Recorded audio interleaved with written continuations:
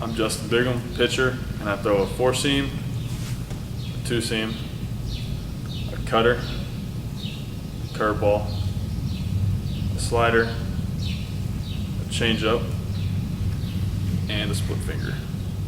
All right, we're here today with Justin Bigham. We're going to talk pitching, pitch grips, release, things like that. You're a big guy. Yes, sir. I'm going to guess that out of this list of pitches that you provided me, that maybe the fastball is your deal. Absolutely. How many different types of fastballs do you throw? 3, 2-seam, 4-seam, and a cutter. Okay. Does it depend on a situation? Does it depend on what's working for you that day? How do you determine which fastball you're going to throw?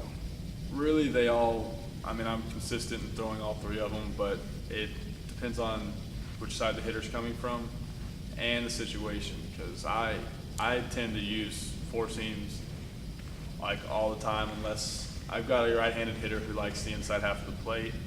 Then I'll use a cutter away from him, put it in the middle and let it fade outward. Or same with the left-hander, I'll put it on the middle and let it fade to the outside corner, or put it on the outside corner and let it run off the plate. Because if you have a quick bat, you can't really throw inside too well sometimes. So I like to let them think it's coming there and move it out of their bat range. So That's good stuff. 2-seam fastball. Most people are here with it, just ride down the seams. But I tend to move it over and split the seams with my fingers. And just because I like the way the seam feels running between my fingers right there, and it's all about the pressure point more than anything. You want to push whenever you throw it, and you pronate it with your fingers like this. The last thing that should come off that ball is that middle finger right there, and you should really push it. You should really feel it pushing through the inner half of the baseball, and that causes this type of spin right here, which moves it in on a right-hander. On a righty. So your index finger is basically a guide, and then the pressure point of your release is going to be off the middle finger. Yeah, it should be the last thing coming off the ball. And it's all about whenever you come through your hand, you should really feel your thumb and that inside part of your hand coming down through the ball, and it'll create that spin that carries that ball inwards.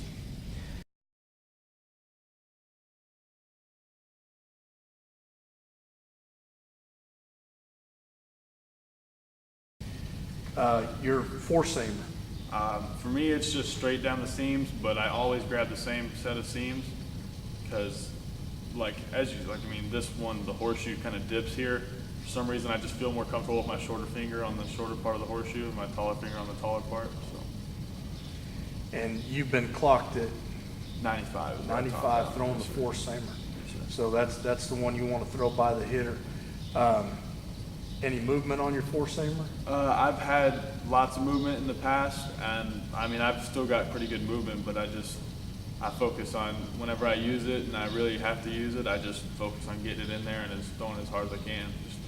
So that's the pitch you're going to throw when you're trying to paint the corner, maybe. You have a little more control over it, and maybe try to get inside on a slower bat. Absolutely, yes. Okay.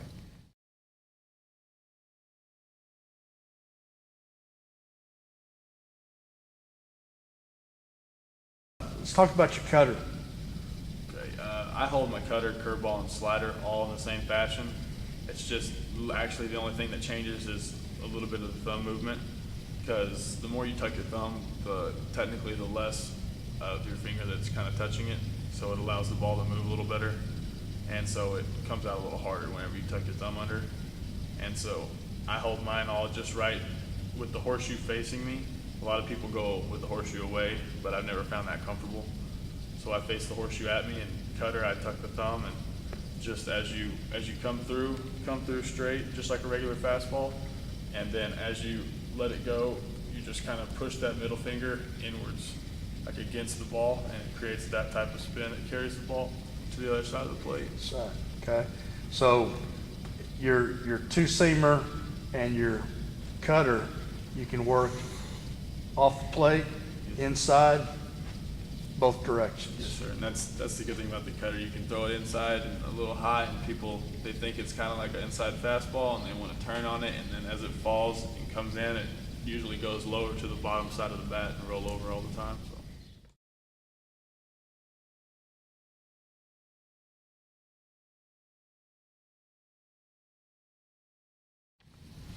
The difference between your curveball and your slider, is the grip pretty much the same?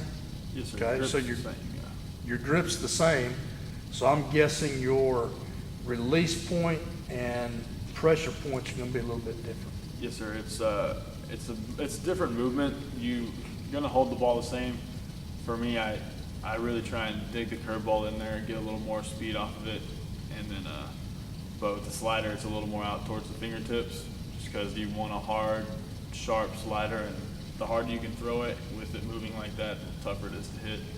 But the biggest thing between a curveball and a slider is whenever you follow through on a curveball, the butt of your hand should really be at the catcher, and you should be flipping your thumb over the top of your fingers kind of in a fashion, and like it creates that spin right there.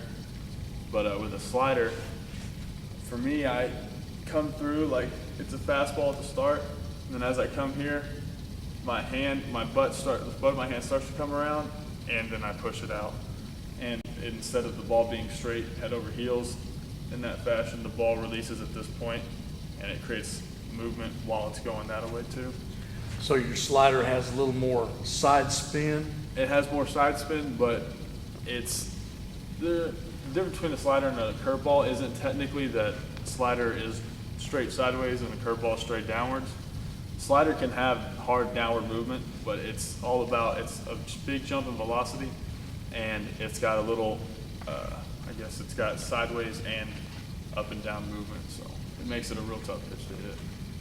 On your curveball, do you like the 12-6, or do you play around with it a little bit, throw it at different angles? I'm usually a 12-6 guy, but not everybody can always get it over exactly the right way. Sometimes it, 1-7 every now and then, but I'm more of a 12-6, throw it as hard as I can, and just, come out looking straight and hard, like maybe somebody would think it was a changeup, and then, just fall off the table.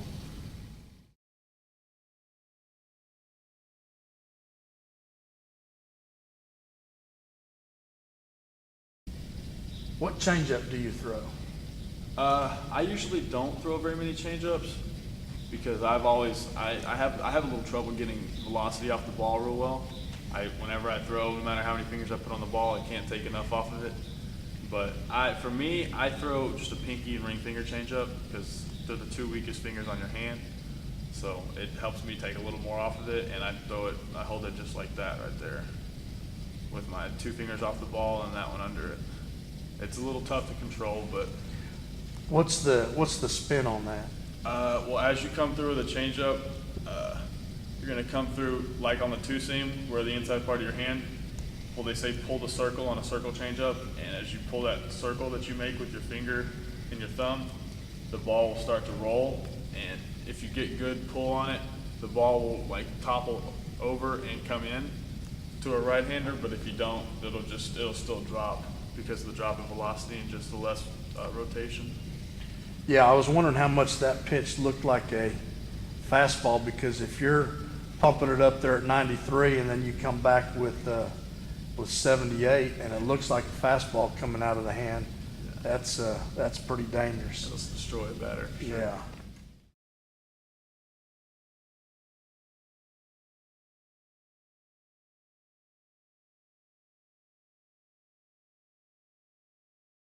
My favorite pitch, split finger.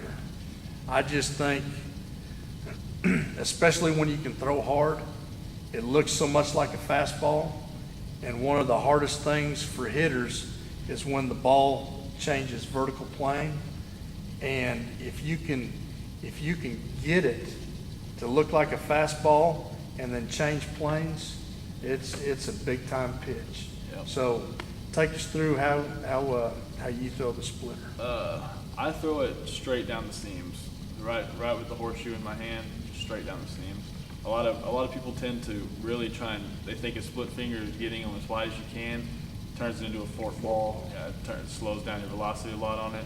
Still gets good movement, but this one, this is the main reason I don't throw very many change-ups, because change-ups are harder for me to control. But if I can throw this at 87 at 91 and still have a hard ball with that plane of movement, I mean, for me, I don't see a reason to throw something slower with the same movement if I can throw it just as hard and make it drop like that. Right. That's a good pitch for a high school pitcher to learn to throw, and everybody's so enamored with the circle change, and I wish they were enamored with the split finger. So we're building it up here, but when you get to your release point, is there anything different that you do with the split finger to maybe get it to change planes or to maybe work a little bit more for you? The only thing that changes at all, and it really shouldn't change, is how hard you pull with your wrist right now. Is the snap of the wrist should be just, I mean, snapping with everything you've got.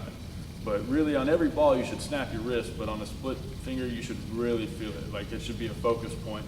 Once you get out there, you just, I mean, it goes from here to bam as hard as you can. And that'll create just that crazy sharp drop at the end of the ball. I'm glad that's kind of the direction I was headed. I've always taught when you get to that release point, you just snap those fingers down and you'll get it. Okay.